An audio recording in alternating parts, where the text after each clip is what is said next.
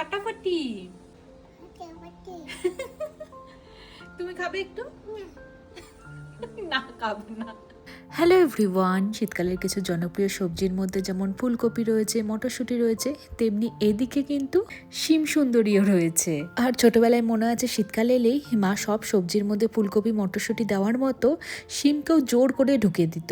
শিম চচ্চড়ি, মাছের ঝোলে শিম, ডালে শিম, সব কিছুর মধ্যে শুধু শিম আর শিম। কি বিরক্ত হয়ে যেতাম তখন।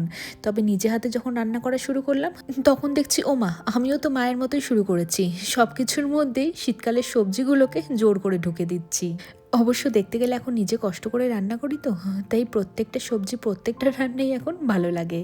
যাই হোক, মায়ের কাছ থেকে শেখা মাছের ঝোলে শিম, শিম চচ্চড়ি, শিম দিয়ে ডাল, এইসব তো অনেকবার খেয়েছি। তবে মা আমাকে এই রেসিপিটা কোনোদিন করে খাওয়ায়নি, যেটা আজকে আপনাদের সাথে শেয়ার করতে চলেছি। তো বাজার থেকে নিয়ে আসা কিছু শিম দু সাইডটা কেটে নিয়ে ওই মাঝখানের আঁশটা আমি ভালো মতো করে ছাড়িয়ে নিয়েছি।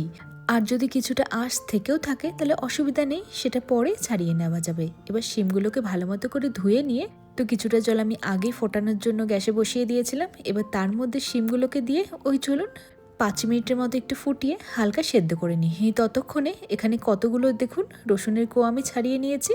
আর এই রান্নাটায় রসুনের পরিমাণটা একটু বেশি লাগে। ওই আমি 10 থেকে 12 কোয়ার মতো রসুন পুরোটা পেস্ট করিনি, হালকা হালকা একটু ক্রাশ করে নিয়েছি যাতে দানা দানা ভাবও থাকে। আর এদিকে ততক্ষণে শিমগুলো আমার কিছুটা সেদ্ধ হয়ে গিয়েছে। এবার একটু ঠান্ডা হওয়ার অপেক্ষা। আর ওই সেদ্ধ হওয়ার পরেই যতটুকুনি আঁশ শিমের গায়ে লেগেছিল সেটাও আমি ভালো মতো করে দেখে শুনে ছাড়িয়ে নিয়েছি। আর এরপরে শিমগুলো একটু ঠান্ডা হয়ে মিক্সার গ্রাইন্ডারে এগুলোকে পেস্ট করে নেব। তো শিমগুলো দিয়ে দিয়েছি কিছুটা জল। আর সেদ্ধ করে নেওয়ার পরে কয়েকটা শিমের বীজ আমি আলাদা করে রেখে দিই, কিট্টু এটা খেতে বেশ পছন্দ করে, ওই 5-6টার মতো ওর জন্য রেখে দিলাম। আর এবার না আমি এটাকে পেস্ট করতেই যাচ্ছিলাম, মনে পড়লো ওহো আমি তো একটা লঙ্কা দিইনি। আর এই রান্নাটা একটু ঝাল ঝাল খেতে ভালো লাগে, কিন্তু আমরা অতটা ঝাল খাই না বলে আমি একটাই লঙ্কা দিয়েছি। আপনারা চাইলে একটুখানি বেশি পরিমাণে দিতে পারেন। এবার চলুন এটাকে ভালো মতো করে পেস্ট করে নিই।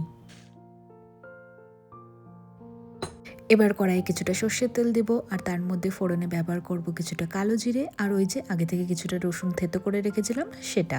তারপরে রসুনটা একদম লাল লাল নয়, হালকা একটু গোলাপি গোলাপির মতো ভেজে নিয়ে দিয়ে দেব শিমগুলো যে বেটে নিয়েছি, মানে গ্রাইন্ড করে নিয়েছি সেগুলো।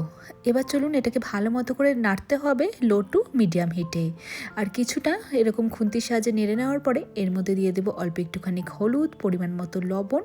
আর এখন এটা যতটা পরিমাণে দেখছেন কিছুক্ষণ পরে এটা শুকিয়ে অর্ধেক হয়ে যাবে, সেজন্য লবণটা আমি বলবো পরিমাণে প্রথমে একটুখানি অল্প দিয়ে দেখেন, পরে যদি দরকার পড়ে তাহলে আবার দিতে পারেন। আর দিয়ে দেবো সামান্য চিনি। এবার চলুন এটাকে আবারও ভালো মতো করে নাড়তে থাকবো যতক্ষণ না এই কড়াই থেকে এইভাবে ছেড়ে আসছে।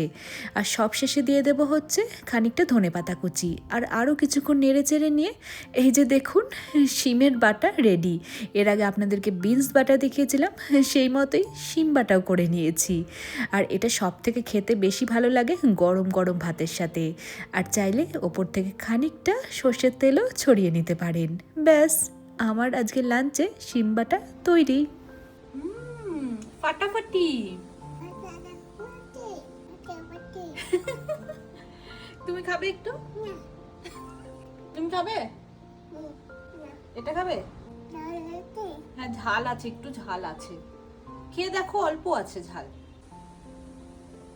হ্যাঁ খাও খাও খাও, ঝাল নেই মিট্টি মিট্টি।